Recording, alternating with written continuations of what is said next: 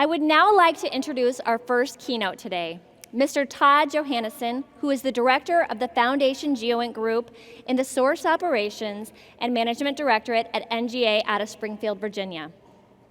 Todd leads an organization that provides assured, timely, relevant, and accurate foundational geospatial intelligence data, products, and services in support of prioritized requirements from the warfighter, our national security objectives, and the safety of navigation needs of the U.S. government. Todd has held numerous analytic, technical research positions in cartography, geospatial analysis, systems engineering, and photogrammetry at NGA and the Defense Mapping Agency, one of NGA's predecessor organizations. Todd earned a BA in geography from California State University at Long Beach and a Master's of Science degree from Purdue University, where he studied geomatics engineering. He's also a 2010 D&I Science and Technology Fellow. Please help me welcome to the stage Mr. Todd Johanesen.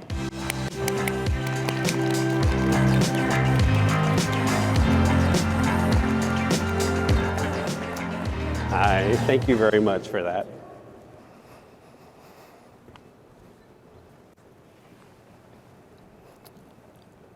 Well, good morning, everyone.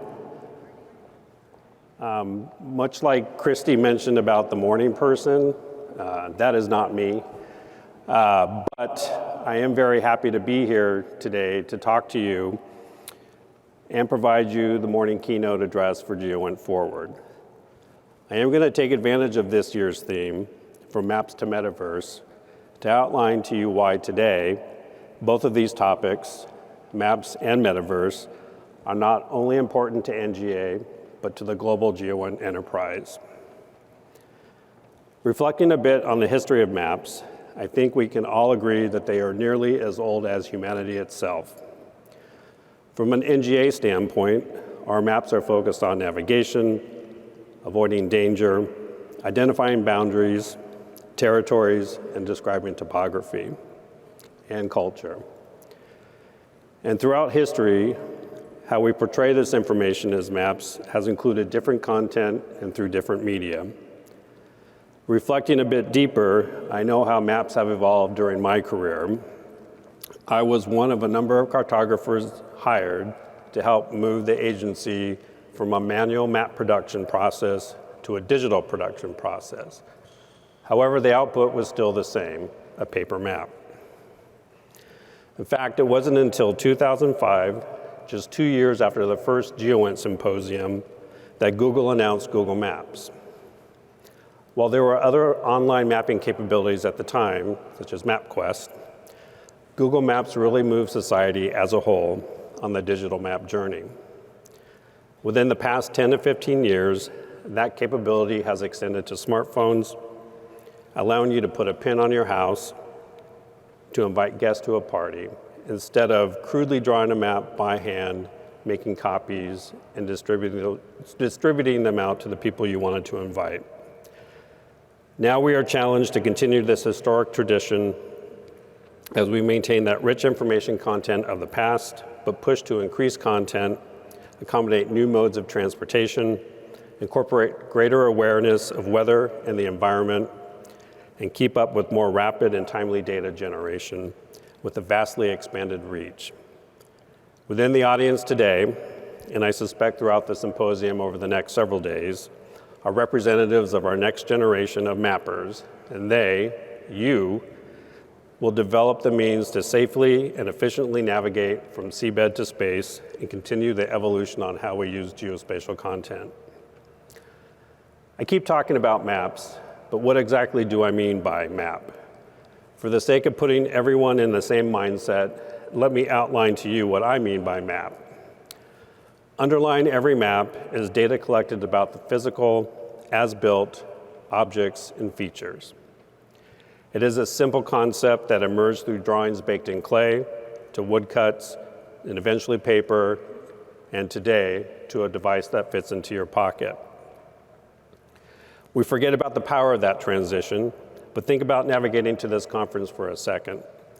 You perform numerous activities like booking a flight, reserving a room, and maybe even walking to the conference venue this morning. When conversing one time with a colleague, she was proud to note that she had never used a map. I was fully aware of what she intended to convey to me was that she never had the opportunity to take a large paper map, unfold it, to plan a road trip, marking on the map attractions, lodgings, and other things that as a group you were interested in doing, and then folding that map back up again correctly and going on your journey. My thought, of course, is that we all use maps more frequently today than what we have at any time in history, but the data is served to us in such a way that we forget that we are using maps. But our maps have evolved and are now an electronic representation of the 2- and 3-dimensional world. But now you're probably thinking, wow, this guy really likes his maps. So let me explain that a bit. I am the director of an organization responsible for acquiring, curating, and verifying the building blocks that make maps, both paper and digital. And it's called Foundation GEOINT, and the work we do ensures that the maps are built upon those building blocks are accurate, timely, relevant, and discoverable. For this fiscal year, working with the Defense Logistics Agency and the Government Printing Office, vendors for printing and dissemination of our products, we have produced for our consumers in excess of 2.3 million maps and charts and in excess of 7 million charts and books for aero and maritime safety of navigation, supporting both the 28 and 56-day distribution cycles respectively. Paper maps are still important today for the warfighter, intelligence community, and civil agencies that rely on them to do their job. And these maps are far more complex than everyday maps that most people know and use on their smartphones. Foundation GEOINT is an incredibly important part of NGA's mission to support the DoD, the intelligence community, Homeland Security, and other members of the U.S. federal government and our allied partners with the data, products, and services describing physical and cultural characteristics from the center of the Earth to the space domain. Foundation GEOINT data includes data content areas, core sciences, and services that include earth sciences, gravity, magnetics, surveys, elevation, precise imagery, coordinate systems, global navigation satellite systems, topography, geographic names, human geography, political boundaries, and maritime and aeronautical safety of navigation. So we are responsible for a lot. And NGA consumers have an insatiable demand for digital and printed maps, and the interest in doing more with digital data continues to grow in both the DoD and the IC. Of course, the interest in geospatial data is not new. During the 2008 GEOINT Symposium, former NGA Director, retired Vice Admiral Moret said, "It is about the data. It's the way that you put it together in ways that are tailored to the requirements of the counterparts that we deal with across so many different domains. But having the data, having it archived, and having it retrievable in ways that are rapidly adaptable to specific operational circumstances are a key part of our mission set, and putting it all together based upon the foundational mission that we have is something that we cannot take for granted." This sentiment is still strong today, especially as we, in Foundation GEOINT, are in the midst of transitioning to a digital data-first organization in all domains. Let me take some time now to talk about what I mean by this transformation and explain to you the different domains. Within our geomatics domain, where we measure and model the Earth in 3D, we maintain the World Geodetic System 1984 reference frame, and this is the reference frame that NGA maintains and is used by the DoD and the IC in all safety of navigation products. This is the means by which we place X, Y, and Z on the Earth. Without WGS 84, positioning, navigation, timing, nor targeting is possible across every mission space. We also partner with the U.S. Space Force and the U.S. Air Force and maintain 11 global navigation satellite systems for improved GPS accuracy.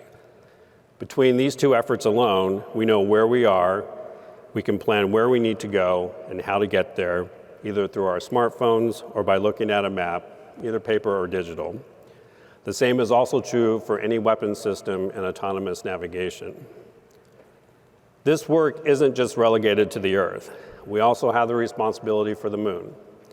Our geomatics colleagues are in the midst of building the Lunar Geodetic System, a first of its kind, which will provide the required accuracy and precision for future lunar navigation. The end goal of the Lunar Geodetic System is to ensure accurate positioning and safe navigation for any entities operating on or near the lunar surface. These could be public, private, or commercial users, just like they are on Earth. This will allow the continued expansion and exploration of lunar space. This work can also serve as a guideline for how to accomplish reference system development for other celestial bodies beyond the Moon, such as Mars. Back here on Earth, our geomatics colleagues are busy building a 3D GEOINT layer that is critical to evolving how we support the DoD and IC mission sets. 3D GEOINT will enable users and consumers to visualize and apply GEOINT in a 3D immersive environments that represent the real world and deliver trusted GEOINT with the speed, accuracy, and precision required to hold at risk the strategic forces our adversaries use to project power and threaten the United States and our allies. The potential benefits of 3D GEOINT promise a new way of visualizing, analyzing, and interacting with data in an immersive, dynamic digital twin of the world. Within our maritime domain, we are responsible for collecting and providing maritime data to safely transit and execute mission, something that we, through our predecessor organizations, have done since 1830. Like other geospatial providers, the maritime community is witnessing more data being collected and shared across the maritime and geospatial industries than ever before, thus propelling the maritime community to establish a common set of standards in order to make this data accessible, compatible, and valuable to those using it both now and in the future. This is the challenge the International Hydrographic Organization sought to address through the new S100 framework, which offers a universal data standards to enrich the next generation of products for hydrographic, maritime shipping, and geographic information system communities. The S100 standards will help underpin the next generation of navigation technology and sustainable ocean management, and it will support the protection and improvements of marine habitats, coastal communities' national resources, and national infrastructure. In the land domain, which includes geospatial data used to create maps for tactical purposes, political geography, and human geography, we are pursuing automated data technology for extraction, attribution, and conflation. We are testing and piloting map automation technology to be better postured to meet time-sensitive mapping needs. As of today, we can increase readiness by about 16%, which equates to approximately 10,000 products. NGA can produce approximately 200 to 400 1 to 50K topographic line maps a day as compared to the current process, which is about 500 in a given fiscal year. The integration of automation across the life cycle of producing a map increases output, improves consistency, and satisfies NGA requirements for this core foundation GEOINT data in a timely manner. Looking forward, we see opportunities and advances to increase the use of automation in the following areas: computer vision and automated feature extraction. To realize this, we need to expand beyond geometry of roads and buildings to extract attribution and other feature types contained in topographic data schemas. Conflation and dataset comparison. Increased use in quality control and quality assurance, reducing and eliminating time-intensive manual reviews while maintaining data assurances. Tipping and queuing of dataset updates. This can include change detection, risk assessments, and other data sets, such as spatially enabled reports or data as a service, that can help us prioritize what needs updating based on the greatest change and the highest risk for conflict, natural disaster, or other risk profiles. While I gave that example in the land domain, it's equally applicable to the other domains, such as aeronautical, and maritime. Our air domain starts with the foundation aero data to provide global navigation, safety, and accuracy to the warfighter. Our products are used by consumers including the Department of Defense, Five Eye partners, NATO, and allied partner air crews and mission planners. This data is also used by the FAA radar control facilities, unmanned aerial systems, military systems, and the intelligence community to support such activities like third-party damage assessment. Our holdings and products contain unique military source data that is not available through commercial alternatives, such as air refueling routes, host nation military fields, and special military use airspace. This type of navigation is highly dependent on valid and accurate data in the aircraft flight computer. Performance-based navigation, which is our next evolution in the aero domain, represents a shift from a solely terrestrial sensor-based navigation to satellite performance-based navigation. The central component to make this happen is area navigation capability, which permits aircraft to navigate on any desired flight path within coverage of terrestrial navigation aids or satellite coverage, or a combination of the two. This has created a laundry list of performance-based navigation specifications that must be met by the platform in order to be approved for specific flight operations. The advantages of performance-based navigation operations include increased safety, reduction in environmental impact, reduction in infrastructure, such as an incremental reduction in the reliance on land-based navigation aids and the associated maintenance of them, increased airspace capacity, because we're no longer tied to specific airways and we can put more aircraft in a given slice of airspace, and seamless integration of civil and military air traffic. I mention the work in all these domains as they are critical to where we are headed within Foundation GEOINT, the Foundation Digital Twin. Through this, we become a data-first organization relying on automation and integration of Foundation GEOINT content to provide consumers with an immersive digital experience. Many of you might be asking yourself, what is a digital twin? Or if you're familiar with the term and its use, might be wondering what it is in the context of Foundation GEOINT. Depending on what you've read or heard, there are many different definitions and approaches to a digital twin.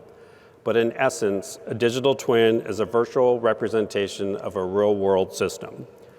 Commonly used in the commercial sector, a digital twin allows a company or manufacturer to virtually model inputs of real-world actions to predict real-world results and responses. A digital twin concept is not new and has been in use for some time in the commercial marketplace. Our model envisions it as a capability to store and deliver foundation data to NGA consumers with the latest information to support various missions where data is automatically gathered and assembled to support product extraction of the most relevant and current data. We are seeking to vastly expand the notion of a digital twin to encompass a dynamic digital twin for foundation data of the entire globe. This is the vision we call the Foundation GEOINT, or the Foundation Digital Twin, and it entails laying out a framework and pathway towards building an automated federation of feature-level data from all the domains that is updated and provided in near real time from seabed to space. The Foundation Digital Twin is an opportunity to expand our offerings to our consumers and package them in a way that provides unparalleled responsiveness, recency, and flexibility. The Foundation Digital Twin will also assist in monitoring the health of the planet through change detection with interactive simulations with interconnected systems possessing both human and artificial intelligence behaviors. Our Foundation Digital Twin isn't simply a 3D rendering of the globe. Instead, think of it in terms of the possibilities of supporting our consumers with a vast array of layered capabilities that all of Foundation GEOINT can provide. It will also evolve Foundation GEOINT Group to a data-first organization, enabling users to extract the latest data, products, and services tailored to their needs. The near-term future of the Foundation Digital Twin program is focused on overcoming challenges and enabling future success, and that starts with education. Everyone needs to understand the Foundation Digital Twin methodologies to continue offering mission advantage to customers into the future. The near-term steps include integration of Foundation Digital Twin into the Foundation GEOINT Statement of Capabilities to support planning and resourcing, assessing and testing technology enablers, especially in the AI, artificial intelligence, machine learning domains, and piloting the basic phase 1 implementation. Phase 1 is the digital model and consists of engineering a digital twin format that encompasses a collection of individual data sets into one searchable repository. The prototype digital twin will aggregate data and test assumptions on product derivation and exploitation. Important to this phase is understanding all the current product development and how they all fit together. The most important enabler of the Foundation Digital Twin is empowering the experts in all phases of current production, delivery, and use of NGA Foundation products to help define the path ahead and help us achieve Foundation Digital Twin success. This will benefit not only NGA, but our colleagues in the National System for Geospatial Intelligence and the Allied System for Geospatial Intelligence. However, I am also fully aware of the technology and personnel challenges that come with moving towards this type of environment. It is both interesting and personal to me to think about this amazing evolution from the past to the present and onto the future. We brought maps out of the caves into mainstream commercial production and then over wireless LAN. We integrated basic physical information to detailed scientific information to a historical analysis and finally to current situational awareness. We overcame challenges and converted to a digital production and electronic product delivery system, and now push to be a data-first organization that will implement the latest in AI ML to produce the most accurate and current maps and charts ever envisioned. We supported navigation by foot, mount, auto, ship, airplane, and rocket, and are continually evolving to support all those modes in a purely automated fashion. The exponential technology advancements since the digital era has led the industry to continue to evolve, grow, and excel. Developments in cloud computing and graphics processing units result in greater processing power and capacity. This, in turn, supports the development and deployment of artificial intelligence and machine learning to enhance data extraction capabilities, redefining analytics, and object detection. We have also seen significant progress in automatic image orientation, surface reconstruction, scene analysis, change detection, classification, and information extraction using AI/ML techniques. The results of these advances mean that we can move more into anticipatory analytics. For example, instead of trying to understand natural disasters after they happen, we can start analyzing data in advance in order to create contingency plans to include collecting Foundation geospatial data in advance of a natural disaster and immediately after. Cloud services enable the hosting and the streaming of geospatial data in one central place, providing an easier method for consumption, distribution, and access for those that need it. Having started my career as a cartographer in an NGA predecessor organization all these years ago, to serving in the current Foundation GEOINT group, I have witnessed all of this transition and evolution firsthand. It is inspiring for me personally and professionally to have been a part of where we were and where we are now. I see the sophistication and expertise of our modern era and the increased information content. I'm equally excited to see where we are going. The movement to a data-first organization will be equally or maybe more challenging than previous transitions. It will require new thought, innovation, and open minds, but it is an essential transition and one that should be made with both pride of vision and heritage. We'll end today with a keynote from Lieutenant General Maria Gervais, United States Army, Deputy Commanding General and Chief of Staff, U.S. Army Training and Doctrine Command. When I first embarked on leading the team that developed the 3D GEOINT roadmap, her thoughts about geospatial data, both in the virtual and real world, were critical to how we shaped our investigation and how we achieved her vision of using the same data for training and for mission execution. I look forward to her keynote and learning more about what an important partner for Foundation GEOINT is thinking about the future. I thank you for your time today and wish you a very productive GEOINT 2023.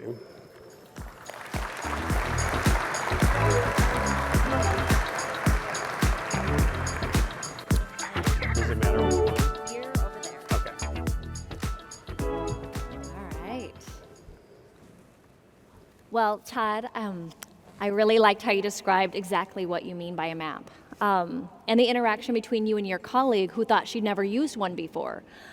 I teach an introductory GIS class at St. Louis University, and every semester on the first day of class, I ask, who has had experience with GIS? And almost all of them say, no, none of them. Then I ask them who has used their phone for directions. And of course, everyone says yes. So then I say, you do have experience with GIS. Where do you think that data comes from? The POIs, the streets, that's in a GIS, that's in a geographic information system. And I think you're incredibly correct in saying that the way that data is served now, people seem to forget that what they're actually using are maps. And someone or something created that data. So you talked about NGA moving towards a data-first organization and some of the challenges that may occur with some of those new thought patterns. Can you expand on this or give us an example of why this move would be so difficult for NGA? Sure. So when I say a digital or a data-first organization, I'm talking about us building data, the building blocks that go into making maps and charts and safety of navigation products. But our consumers are used to ordering products by a line item number. So we create this very large catalog every year of all the possible products for Foundation GEOINT that you can order. And they all have very labor-intensive specifications, which makes it a little harder for us to meet all the requirements. But if we understood exactly what data was required, we would probably meet more of those requirements than just by simply ordering a product specification, because you can use the data for more than one compilation. I think that's tough for our consumers. They are used to ordering things by a line item number, and they are worried that if they don't get by the product specification, that may not be as accurate, may not be as current. So they just have some concerns, and again, it's also new.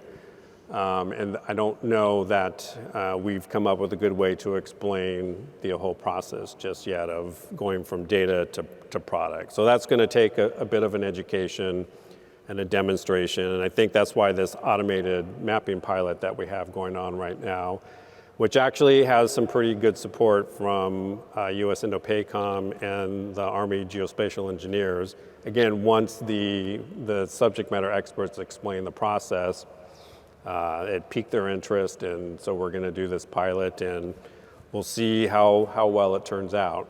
And then I think it's also the same even on our side. For the cartographers and the people creating the products, there's great pride in authorship, and I made this product, this is what I delivered, this is what I was able to provide the warfighter. And when it's data in a database, you lose a little bit of that maybe pride of authorship. Okay, that makes sense. All right.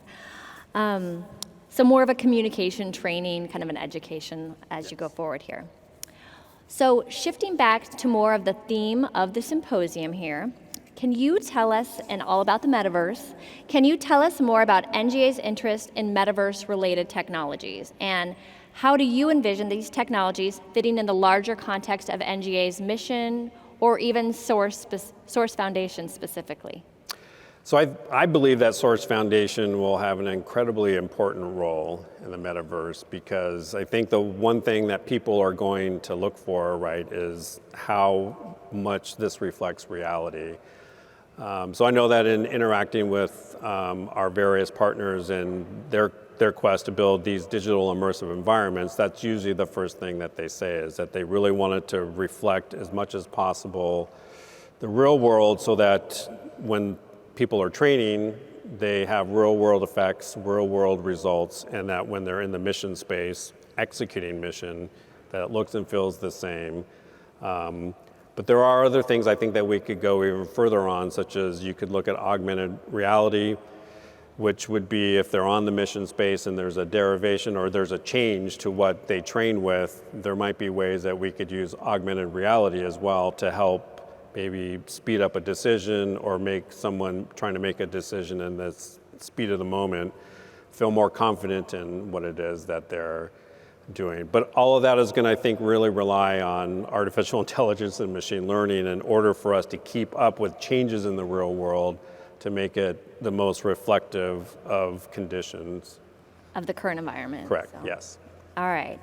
Well, shifting back to a little bit about what you talked about several of the Source Foundation GEOINT domains, and in particular the geomatics, and I mean, I'm out of St. Louis here, so I do believe that they have, geomatics is pretty much all here in St. Louis for the most part, right? Yes, we do have a small team out in Springfield as well. Okay, there is, all right. Well, I think the fact that NGA maintains the WGS 84 reference frame, which impacts everyone in the whole world's accuracy for navigating from point A to point B, is pretty incredible. And I don't think it's always realized by everyone outside of this GEOINT community. As director over this organization, what are some of your biggest challenges in this domain? Recruiting.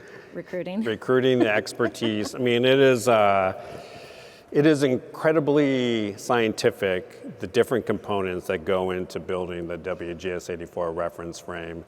And so looking for the geodesist, the photogrammetrist, and all the other scientific expertise that goes into collecting the data and then merging the data so that we can build this reference frame and keep it updated. I mean, we call it WGS 84, but we've updated it since 1984. It's just the name, the trademark name, the name brand that stuck.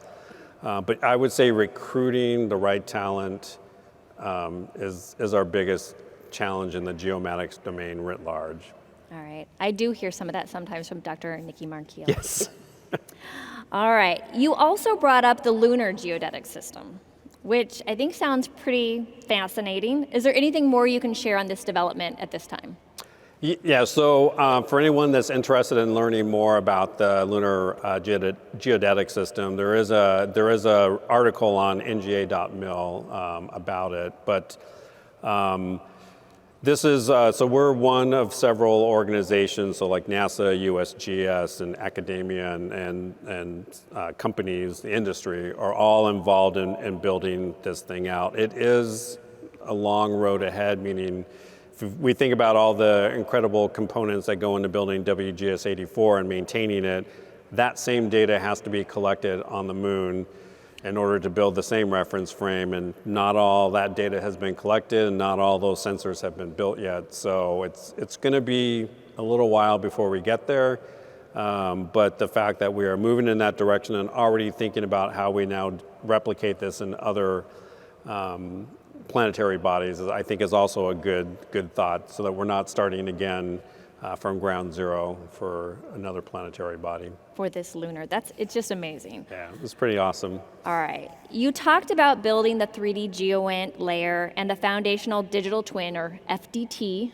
What role do you see emerging technologies like the virtual augmented reality playing in enhancing NGA's current capabilities for this FDT? So I think where we're going to really need the most help is the vast array of algorithms that can help us build and maintain the data sources and across the full spectrum. So I remember talking recently with a colleague about how the level of detail that we could get to in the Foundation Digital Twin. Again, not just the surface, what you can maybe get from just EO imagery, but what you can get from hyperspectral, what you can get from radar, what you can get from everything, and then how you package that all up together so that if someone is planning a mission space and they want to know material composition of roads, or if they want to know material composition of a building, like how much of that can we build out from sensors, not just space-based, but also airborne and terrestrial. And again, really creating that rich, reflecting as much of the real world as possible in the virtual world, so that when somebody gets on the ground, it is exactly what they trained under. They expect. Yes, to include, if there's a way to do it, a doorway that could be blocked, or something along those lines, like how fast can we rapidly update this, again, so that the most current and relevant information is available to the people using both the virtual data and then also using it in the real world to execute mission. All right. Well, I am going to shift a little bit to some of the questions because we've been receiving a lot. Thank you guys very much for participating and engaging. So, what GEOINT Foundation issues keep you up at night? It's there's a lot. But I would say that the biggest is the recruiting. And so we talked a little bit about geomatics, but geomatics isn't the only area that's difficult for us to recruit in. So our maritime safety of navigation and aeronautical safety of navigation, I mean, these are skill sets that we don't find everywhere, and they're usually, very specific schools or some experience either in the Air Force or in merchant marines or the Navy in order to bring those skill sets back to NGA. And so so that is what I worry about the most. And then that actually has a ripple effect to the senior leadership. Like, who is the next Dr. Marquille? I don't, who is the next safety of navigation person who's going to lead the organization? And so that does worry me a lot, that as these skills become harder to find and the information content is, served up in a way that you don't know what you're getting, that there is less interest in going into these fields and becoming the next, subject matter expert in geodesy or photogrammetry or, safety of navigation. All right. Okay, I have got a lot of questions. We don't have tons more time, but I will try to get to as many of them as possible and maybe combine a couple. So, how much impact does AI ML currently have on Source's capabilities, and what does Foundation GEOINT see as the new frontier of capabilities to enable the warfighter? So I'm going to speak mainly from the Foundation GEOINT capacity. So we are using a lot of AI ML. So for instance, I know that we use some change detection to help us prioritize where something should be updated. And then we do also want to increase that capacity of using more AI ML to kind of keep this dynamic flow of data updates and data distribution. And there was a second part that I know, I'm trying. There's a lot of questions here, you guys. So I guess some of these Foundation GEOINT data for the capabilities to enable the warfighter, Yeah, so I think that being able to provide data across any of their method of consumption is key. So whether they want a paper map, that's great. Integrate with the Foundation Digital Twin, and we should be able to print out product that's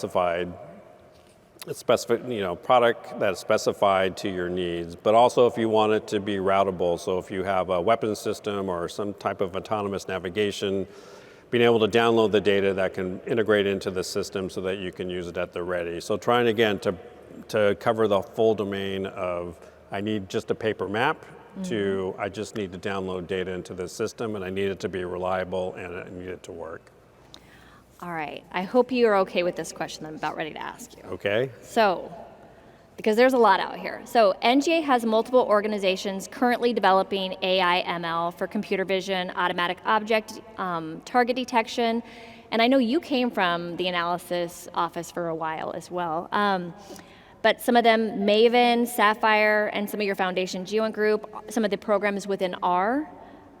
How are these organizations collaborating on AI? Is there a mechanism or is there something that's going on now that you might be able to share? Sure. So Foundation GEOINT does collaborate with our colleagues both in the Research Directorate and with the Q, or the Data and Digital Innovation organization. So the Research Directorate at NGA has a foundational GEOINT research, well, I don't think they're called pods anymore, but an office.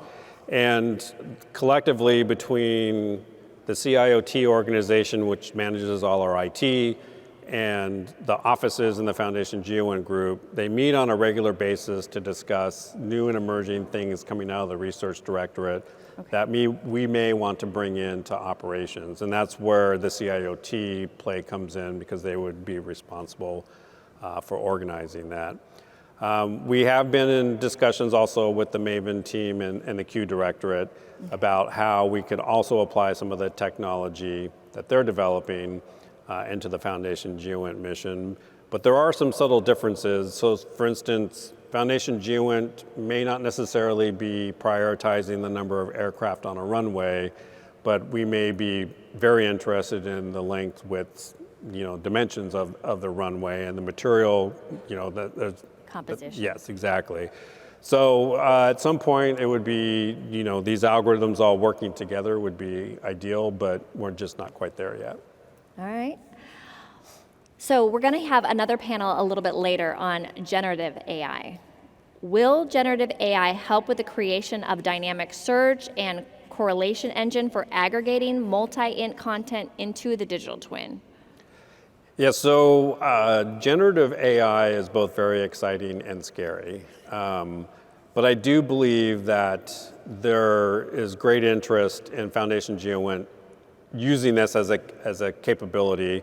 So can we use generative AI to develop schemas? That is usually a long, drawn-out process and can be very complicated depending on the data types. Or it could be, can we use it to help us write and develop code? It is a topic that we're very interested in and something that we're looking at how we can explore again with our research colleagues and doing maybe some pilots and testing out where the best fit is in a non-scary way. In a non-scary way. All right, well, I am not going to get to all the questions. I do thank you guys all for asking them. I've got one last question for you. Are there any partnerships or collaborations you anticipate forming here in the future at NGA or in the Source Foundation GEOINT Directorate or Source Foundation GEOINT office to help facilitate the adoption and integration of metaverse technologies within NGA? In other words, how can this audience help NGA going forward?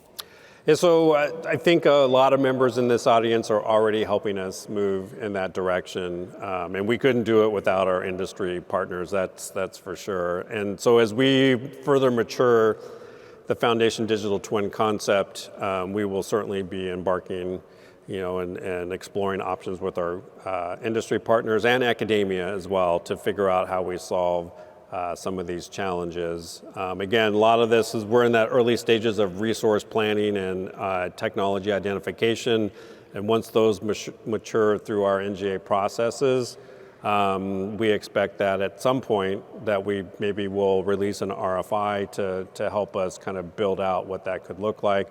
And then certainly coming to forums like this and engaging with industry and academia are an important part of understanding the landscape when it comes to the technology. All right, well, thank you, Todd. Sure, thank you. We really appreciate you sharing your perspectives and helping us all understand how NGA is moving more towards this data first to create this gold standard of the foundational digital twin. And honestly, the power of leveraging the power of the metaverse. So thank you, Todd. Thank you. Thank you, Todd. Thank you very much.